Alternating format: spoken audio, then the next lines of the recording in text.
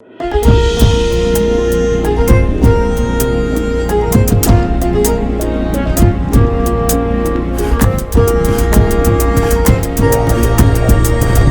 የፈታ ቤተሰቦች የከበረ ከልብ የመነጨ ሰላምታችን በያላችሁበት ይድረሳችሁ።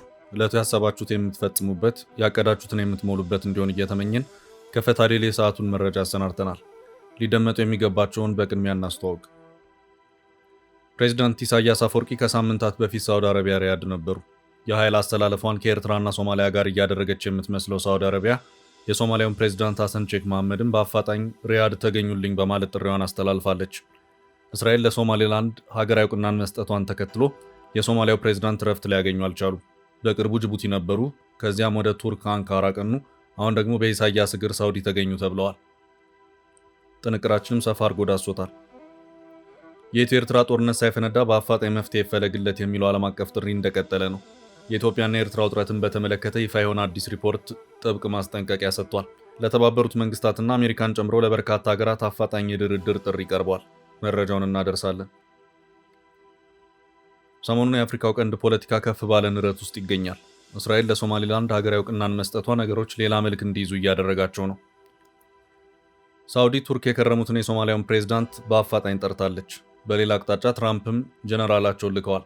የትና በምን ጉዳይ የሚለውን በተመለከተ ልናደርሳችሁ መረጃውን በጥንቅራችን አካተን ይዘነዋል። የህወሓት ሊቀመንበሩ ደብረጽዮን ገብረ ሚካኤልን ጨምሮ ሌሎች ከፍተኛ አመራሮች ላይ ጥብቅ ውሳኔ ተላልፏል።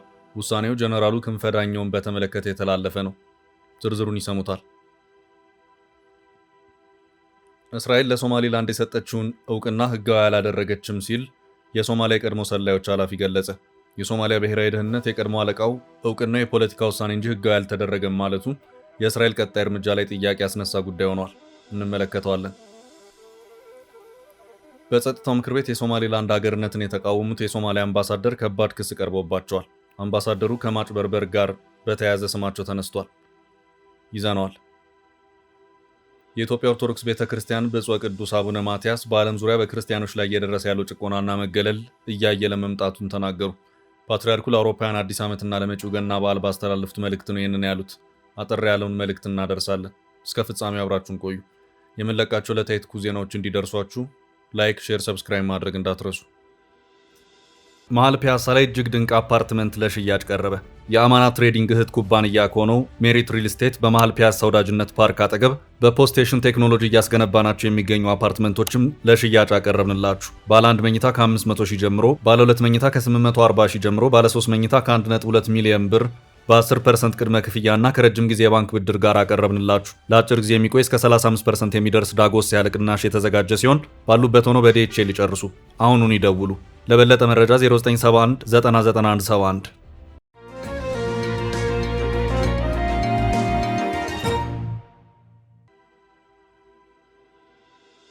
በኢሳያስ እግር አፋጣኝ ጥሪ ተላከ። ከፕሬዝዳንት ኢሳያስ አፈወርቂ ቀጥሎ ፕሬዝዳንቱ አፋጣኝ ጥሪ ደርሷቸዋል። በአፋጣኝ ኑ ተገኙልኝ በማለት ጥሪውን ያቀረበችው ሳውዲ አረቢያ ስትሆን ጥሪው የተደረገላቸው ደግሞ የሶማሊያው ፕሬዝዳንት ሐሰን ሼክ መሐመድ ናቸው። ፕሬዝዳንቱ ሰሞኑን ከባድ ብስጭት ላይ መሆናቸው የሚታወስ ነው። የብስጭቱ ምክንያት ደግሞ እስራኤል ሶማሊያ የሉዓላዊ ግዛቴ አካል ናት ለምትላት ሶማሌላንድ ሀገራዊ ዕውቅናን መስጠቷ ነው። ፕሬዝዳንት ዶናልድ ትራምፕ በመጀመሪያው ዘመን የአሜሪካ ፕሬዝደንትነታቸው ወቅት አብርሃም አኮርድ በሚል የቃል ኪዳን ስምምነት አረቦች ከእስራኤል ጋር የሰላም ስምምነት እንዲፈራረሙና ዲፕሎማሲያዊ ግንኙነትን እንዲጀምሩ ሲያደርጉ ሳውዲ ምን ሲደረግ በማለት ዛሬም ድረስ በእንቢታዋ የቀጠለች ሀገር መሆኗ የሚታወስ ነው። በአንጻሩ የተባበሩት አረብ ኤምሬት የአብርሃም አኮርድ ሰነድን ፈርማ ለእስራኤል ሀገራዊ ዕውቅናን ከመስጠት ባሻገር በአሁኑ ሰዓት ከእስራኤል ጋር በሞቀ ዲፕሎማሲያዊ ግንኙነት ውስጥ ትገኛለች። እስራኤልም ሆነ የተባበሩት አረብ ኤምሬት ሶማሌላንድ ላይ ተገናኝተዋል። የተባበሩት አረብ ኤምሬት የሶማሌላንዱን የበርበራ ወደብ ከጅቡቲ ወደቦች በበለጠ መልኩ አልምታ ተወዳዳሪ በማድረግ ጅቡቲን ስጋት ላይ ጥላለች። በሌላ አቅጣጫ ደግሞ እስራኤል በዚያው በበርበራ ወደብ አካባቢ ምስጢራዊ ወታደራዊ ቤዝ የገነባች መሆኑም እየተነገረ ይገኛል። ሁለቱም ሀገራት በሶማሌላንድ ጉዳይ አለን ያሉ ሲሆን እስራኤል በቆመችበት አልቆምም ያለችው ሳውዲ ደግሞ በተባበሩት አረብ ኤምሬትና እስራኤል ግፍ ደረሰብኝ እያለች ወዳለችው ሶማሊያ ፊቷን አዙራለች። እናም የሳውዲ ባለስልጣናት የሶማሊያውን ፕሬዝዳንት ሐሰን ሼክ መሐመድን በአፋጣኝ ተገኙልን በማለታቸው ፕሬዝዳንቱ ከሰሞኑ ወደ ሪያድ የሚያመሩ መሆኑን የጋርዌይ ኦንላይን ዘገባ አመልክቷል። የሶማሊያው ፕሬዝዳንት ሐሰን ሼክ መሐመድ ከቀናት በፊት ቱርክ አንካራ ውስጥ መክረው የተመለሱ መሆኑ የሚታወስ ነው። በሶማሊላንድ አዲስ የወደብና የወታደራዊ ቤዝ ገበያ የተደናገጠችው ጅቡቲን ብትሆን በተመሳሳይ መልኩ ከሰሞኑ ከሶማሊያው ፕሬዝዳንት ጋር የመከረች መሆኑ የሚታወስ ነው። ኢሳያስ አፈወርቂ ከሳምንታት በፊት ሪያድ ነበሩ። ኢሳያስ እስራኤል ለሶማሌላንድ ሀገራዊ እውቅና ሰጠች እንደተባለም ኤርትራ በአፋጣኝ የተቃውሞ መግለጫ እንድታወጣ ያደረጉበት ሁኔታም ታይቷል። በአሁኑ ሰዓት ግብጽ፣ ጅቡቲ፣ ሶማሊያ እና ኤርትራ አካሄዳቸውን በአንድ አቅጣጫ እያደረጉ ይመስላል። ሶማሌላንድ፣ የተባበሩት አረብ ኤምሬትስ እና እስራኤል ደግሞ ሌላኛውን ጎራ ይዘው ይታያሉ። ልክ እንደ ቱርክ ሁሉ ሳውዲ አረቢያም የኃይል አሰላለፏን ከሶማሊያ ጎን እያደረገች መሆኑ እየታየ ነው።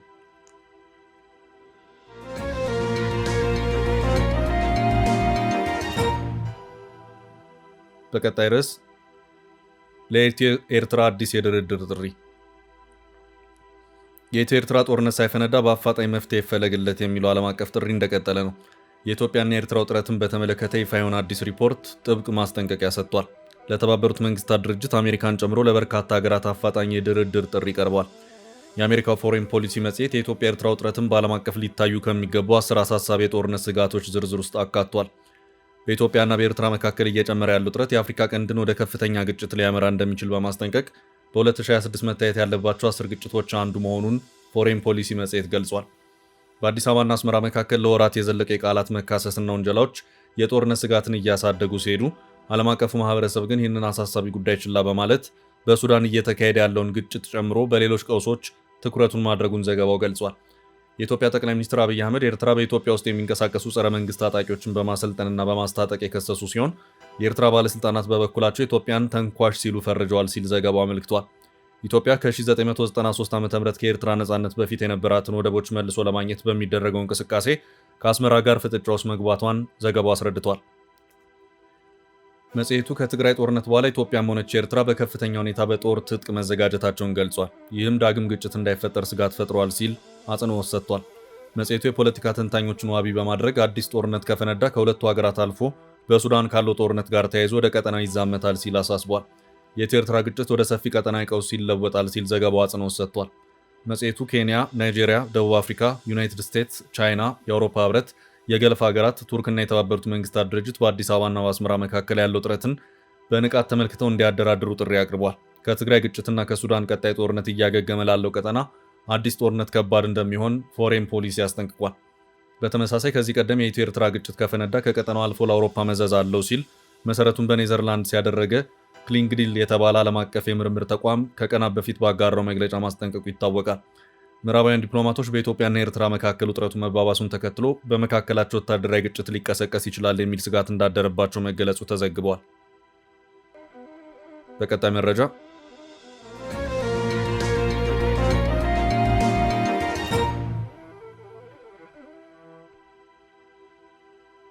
እነ ደብረጽዮን ላይ የተላለፈው ጥብቅ ውሳኔ። የህወሓት ሊቀመንበሩ ደብረጽዮን ገብረ ሚካኤልን ጨምሮ ሌሎች ከፍተኛ አመራሮች ላይ ጥብቅ ውሳኔ ተላልፏል። በተከታታይ ፍርድ ቤት በቀረበው ጉዳይ አዲስ ውሳኔ ተላልፏል። የፌዴራል ጠቅላይ ፍርድ ቤት ሰበር ችሎት በኤፈርት ትዕምት አስተዳደር ዙሪያ የሰጠው ውሳኔን ተንተርሶ የመቀሌ ማዕከላዊ ፍርድ ቤት ታህሳስ 22 ቀን 2018 ዓ.ም በጻፈው ደብዳቤ ጉባኤ አካሂደናል የሚሉት በህወሓቱ ደብረጽዮን ገብረ ሚካኤል የሚመሩት አመራሮችን ማገዱን አስታውቋል። የፌዴራል ጠቅላይ ፍርድ ቤት የቀድሞ የትግራይ ክልል ፕሬዝዳንት ደብረጽዮን ገብረ ሚካኤል፣ የሜቴክ የቀድሞ ኃላፊ ሜጀር ጀነራል ክንፈ ዳኘው፣ አዲስ ዓለም ባሌማን ጨምሮ 13 ግለሰቦችም የትግራይ መልሶ ማቋቋም ኢንዶመንት ፈንድ ወይም ኤፈርትን ወክለው እንዳይንቀሳቀሱ የሰጠውን የእግድ ትዕዛዝ የክልሉም ከፍተኛ ፍርድ ቤት ማገዱ የሚታወቅ ነው። ይህ እገዳ ተጥሎ የነበረው በህወሓት ውስጥ የስልጣን ሽኩቻ ምክንያት በፍርድ ቤት ትዕዛዝ እንደነበር ይታወሳል። የፌዴራል መንግስት በትግራይ መልሶ ማቋቋሚያ ፈንድ ኤፈርት ስር በሚገኙ 22 ኩባንያዎች የባንክ ሂሳብ ላይ ተጥሎ የነበረውን እገዳ ከሳምንት በፊት ካነሳም በኋላ ኤፈርትን በማስተዳደሩ ጉዳይ የተነሳውን ጥያቄ ሲያወዛግብ ቆይቷል። በፌዴራል ጠቅላይ ፍርድ ቤት ታህሳስ 13 ቀን 2018 ዓ.ም የተጻፈ ደብዳቤ ተጠሪዎች አረጋዊ ገብረ ሚካኤል፣ ሜጀር ጀነራል ክንፈ ዳኘውና ደብረጽዮን ገብረ ሚካኤልን ጨምሮ ሌሎች ከፍተኛ አመራሮችን በተመለከተ ዝርዝር የእግድ ትዕዛዝ ማስተላለፉ የሚታወስ ነው። ከትላንት በስቲያ ረቡዕ ታህሳስ 22 በዋለው ችሎት የመቀለ ማዕከላዊ ፍርድ ቤት ችሎት ነባሩ የኤፈርት ካምፓኒ ባለአደራ ቦርድና አመራር ስራውን እንዲቀጥል አዟል። ጉባኤ ያካሄደው የነ ደብረጽዮን ገብረ ሚካኤል የኤፈርት ቦርድ ህገ ወጥ ነው ሲል ችሎቱ ወስኗል።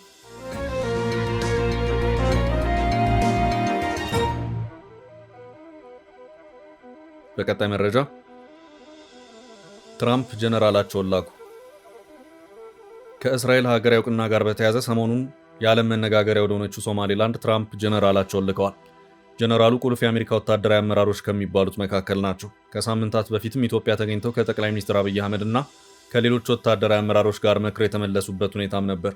በጊዜውም ይህ ሰው ወደ ሶማሊያና ሶማሌላንድም ጭምር ጎራ ብለው የነበረ ሲሆን አሁን ደግሞ በድጋሚ ወደ ሶማሌላንድ ያመሩ መሆኑን የሶማሌላንድ የዜና ምንጮች አመላክተዋል። ጀነራሉ አፍሪኮም በመባል የሚታወቀው በአፍሪካ አሜሪካ ጦር አዛዥ ናቸው። ጀነራል ዳግቪን አሬም አንደርሰን ይባላሉ። ይህንን ኃላፊነት የተቀበሉት ባለፈው ሐምሌ ወር በፕሬዚዳንት ትራምፕ ምርጫ ነው። ሹመታቸው በምክር ቤቱ ጸድቆ በአፍሪካ የአሜሪካ ጦር አዛዥ አፍሪኮም አዛዥ ሆነዋል። በ50 ዕድሜ ክልል ውስጥ የሚገኙ ጎልማሳ ናቸው። በወታደራዊ ዘርፍ የካበተ ልምድ አላቸው። ይህንን ኃላፊነት የተረከቡት ለረጅም ጊዜ በወታደራዊ ዘርፍ አገልግለው በመጨረሻም አፍሪኮምን ሲመሩ ከነበሩት ማሪን ኮር ጀነራልና የቀድሞ የአፍሪኮም አዛዥ ጀነራል ማይክል ላንግሌ ነው። ጀነራሉ በትራምፕ ፊት ከፍ ያለ ሞገስን ያገኙ ሰው ናቸው። ብርቱ ኃላፊነትንም ተረክበዋል። እስራኤል ለሶማሌላንድ ሀገር እውቅናን መስጠቷን ተከትሎ ጀነራሉ ወደ ሶማሌላንድ ሲያመሩ የመጀመሪያቸው ነው። በርከት ያሉ ወታደራዊ አመራሮችንም ጭምር አስከትለዋል። ጀነራሉ በዚህ ወቅት ለምን ወደ ሶማሌላንድ ማምራት አስፈልጋቸው የሚለውን በተመለከተ የተብራራ ነገር የለም። ሆኖም አንድ ወሳኝ ጉዳይ ያለ መሆኑ ግን ተጠርጥሯል። እስራኤል በሶማሌላንድ ሚስጥራዊ ወታደራዊ ቤዝን ያቋቋመች መሆኑ እየተነገረ ሲሆን አሜሪካም ቢሆን በተመሳሳይ ሚስጥራዊ እንቅስቃሴ ውስጥ እንዳለችም ሲነገር ቆይቷል። የትራምፕ አስተዳደር በድጋሚ ወደ ስልጣን መምጣቱን ተከትሎ ለሶማሌላንድ እውቅና ሊሰጥ ይችላል የሚሉ በርከት ያሉ ትንታኔዎች ሲሰጡ ቢቆዩም እስካሁን ባለው ሁኔታ ግን ትራምፕ ለእውቅና አልቸኩልም በማለት እቅጩን ተናግረዋል። በተባበሩት መንግስታት የሰሞኑ የጸጥታው ምክር ቤት ስብሰባ ወቅትም አሜሪካ የእስራኤልን አቋም እደግፋለሁ፣ እኔ ግን እውቅና የመስጠት ሀሳብ ውስጥ አይደለሁም በማለት ማስታወቁ አይዘነጋም። ዘአፍሪካ ፕላስ በቅርቡ ዘገባው አሜሪካ ቀደም ብላ የበርበራ ኤርፖርትን ስታድስ የነበረ መሆኑን አመላክቷል። አሜሪካ ከዚህም በተጨማሪ ሶማሌላንድ በርበራ ጦር ማስገባቷም ሲነገር ቆይቷል። አሜሪካ ከሶማሌላንድ ጋር ወታደራዊ ደህንነት መረጃዎችን ለመለዋወጥ ከዚህ ቀደም የሁለትዮሽ ስምምነት የተፈራረመች ሲሆን ይህ የዘገባ ምንጭ የሆነው ዘአፍሪካ ፕላስ ባሰራጨው በዚሁ ዘገባው ይህንኑ አክሏል። ዘገባው በርከት ያሉ ወታደራዊ አቅማቸው የፈረጠሙ ሀገራት በአፍሪካው ቀንድ ላይ ወታደራዊ ቤዝን የመሰረቱ መሆናቸውና እንደ ቻይናና ሩሲያ ያሉ ሀገራትም ወደ ቀጠናው እየተሳቡ መሆናቸውን፣ አሜሪካ ከጅቡቲ ወታደራዊ ቤዟ በተጨማሪ በሶማሌላንድም አንድ ተጨማሪ ወታደራዊ ቤዝን ለመገንባት ፍላጎት እንዲያድርባት ያደረገ መሆኑን አክሎ አመልክቷል። እስካሁን ባለው ሁኔታ በዚህ ጉዳይ አሜሪካም ሶማሊያም ሆነች ሶማሊላንድ ያሉት ነገር የለም።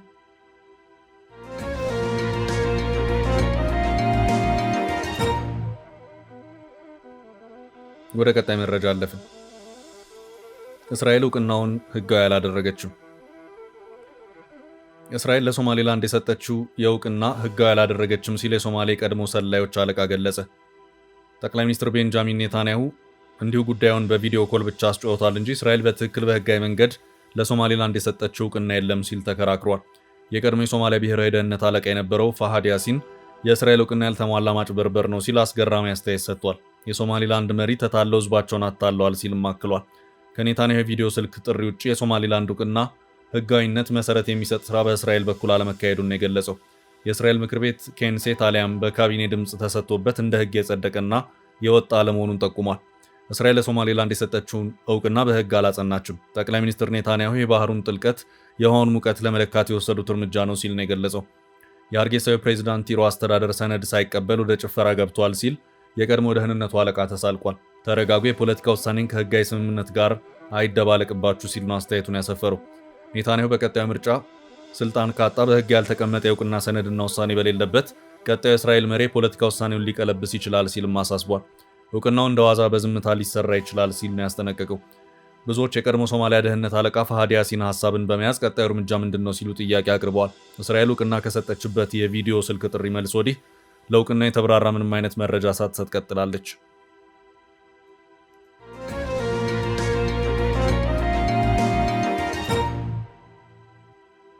ወደ ቀጣይ መረጃ አለፍን። አምባሳደሩ በማጭበርበር ተከሰሱ። በጸጥታው ምክር ቤት የሶማሌላንድ ሀገርነትን የተቃወሙት የሶማሊያ አምባሳደር ከባድ ክስ ቀርቦባቸዋል። አምባሳደሩ ከማጭበርበር ጋር በተያያዘ ስማቸው ተነስቷል። በተባበሩት መንግስታት ድርጅት የሶማሊያ ቋሚ መልእክተኛ አምባሳደር የሆኑት አቡካር ዳሂር ኦስማን ወደ ዲፕሎማሲያዊ ዓለም ከመግባታቸው በፊት በአሜሪካ ኦሃዮ ግዛት የነበራቸው የቢዝነስ እንቅስቃሴ ጥያቄ የሚያስነሳ ሆኖ መገኘቱን ዋሪያ ቲቪ ዘግቧል።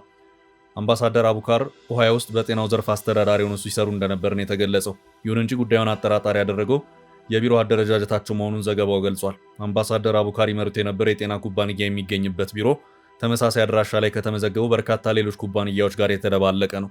በአንድ ቢሮ ወይም በጎረቤት ክፍሎች ውስጥ የተመዘገቡት እነዚህ ኩባንያዎች በሙሉ ማለት ይቻላል በሶማሊያን ስም የተከፈቱ የጤና ተቋማት ናቸው። በአሜሪካ የቢዝነስ ሕግ መሰረት በርካታ ተመሳሳይ አገልግሎት የሚሰጡ ኩባንያዎች በአንድ ጠባብ አድራሻ ተፋፍገው መገኘታቸው ብዙውን ጊዜ የይስሙላ ኩባንያዎች መኖርን ወይም የታክስና የኢንሹራንስ ማጭበርበር መረብን ሊያመለክት እንደሚችል የዘርፉ ባለሙያዎች ይናገራሉ። አምባሳደር አቡካር ዳሂር ኦስማን ወደ ተባበሩት መንግስታት ዲፕሎማትነት ከመምጣታቸው በፊት በኦሃዮ ኮሎምበስ አካባቢ በነበረው የሶማሊያ ዲያስፖራ የቢዝነስ እንቅስቃሴ ውስጥ ቁልፍ ተዋናይ እንደነበሩ ይነገራል። በኦሃዮ እና በሚኒሶታ የሚገኙ አንዳንድ የሶማሊያ ዲያስፖራ የጤና ተቋማት ከዚህ ቀደም ከመንግስት የጤና መድን ጋር በተያያዘ በምዝበራ በፕሬዝዳንት ትራምፕ ሲወነጀሉና አንዳንዶቹም ሲመረመሩ እንደነበር በተለያዩ ሚዲያዎች መዘገብ ይታወሳል። አሁን ላይ የአምባሳደሩ ኩባንያ ከሌሎች ተመሳሳይ ስም ካላቸው ድርጅቶች ጋር በአንድ አድራሻ ተሰባስቦ መገኘቱ ዲፕሎማቱ ላይ ጥያቄ አጭሯል።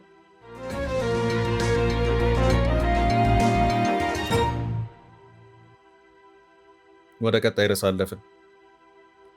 ክርስቲያኖች ላይ ጭቆናና በደል አይሏል ፓትርያርክ ብፁዕ ቅዱስ አቡነ ማትያስ። የኢትዮጵያ ኦርቶዶክስ ቤተክርስቲያን ብፁዕ ቅዱስ አቡነ ማትያስ በዓለም ዙሪያ በክርስቲያኖች ላይ እየደረሰ ያለው ጭቆናና መገለል እያየለ መምጣቱን ተናገሩ። ፓትርያርክ ብፁዕ ቅዱስ አቡነ ማትያስ በዓለም ዙሪያ በክርስቲያኖች ላይ የሚፈጸሙ ስደት፣ ግድያና እገታዎችን በመጥቀስ በአሁኑ ወቅት ክርስትና በከፍተኛ ሁኔታ እየተገለለ መሆኑን የገለጹት ፓትርያርኩ ይህንን ያሉት የገና በዓልና የፈረንጆቹን ዘመን መለወጫ አስመልክተው ባስተላለፉት መልእክታቸው ነው። ፓትርያርኩ በንግግራቸው በዓለም ያለውን የቴክኖሎጂ እድገትና ቁሳዊ ምቾትን ጨምሮ ዘመናዊ ስልጣኔ ያስመዘገባቸውን ውጤቶች እውቅና ሰጥተዋል። ሆኖም ግን ይህ ስልጣኔ ለክርስትና እምነት የማይመችና ፈታኝ ሁኔታን መፍጠሩንም ጠቁመዋል። በዓለም ላይ ቁጥሩ ከፍተኛ የሆነ ሕዝብ ክርስትናን የሚከተል ቢሆንም በዘመናችን ግን ክርስትና በተለያዩ ምክንያቶች ወደ ጎን እየተገፋ መሆኑን እያየን ነው ብለዋል። ብፁዕ ቅዱስ አቡነ ማትያስ በክርስቲያኖች ላይ እየተፈጸመ ስላለው ስቃይ፣ እገታና ግድያ ያላቸውን ጥልቅ ስጋት ገልጸዋል። እነዚህ ድርጊቶች ስልጣኔ አከብራቸዋለሁ ከሚላቸው የሥነ ምግባር እሴቶች ጋር የሚቃረኑ መሆናቸውንም አስረድተዋል። አያይዘውም አውቀውም ይሁን ሳያውቁ ክርስትናን ለማዳከም የሚሰሩ አካላት ከክፉ ድርጊታቸው እንዲታቀቡ አሳስበዋል። ፓትርያርኩ በመልእክታቸው ዓለም አቀፍ ተቋማትን የሚመለከታቸው አካላት የሃይማኖት ነፃነትን ለመጠበቅ ተግባራዊ እርምጃዎችን እንዲወስዱ ጥሪ አቅርበዋል።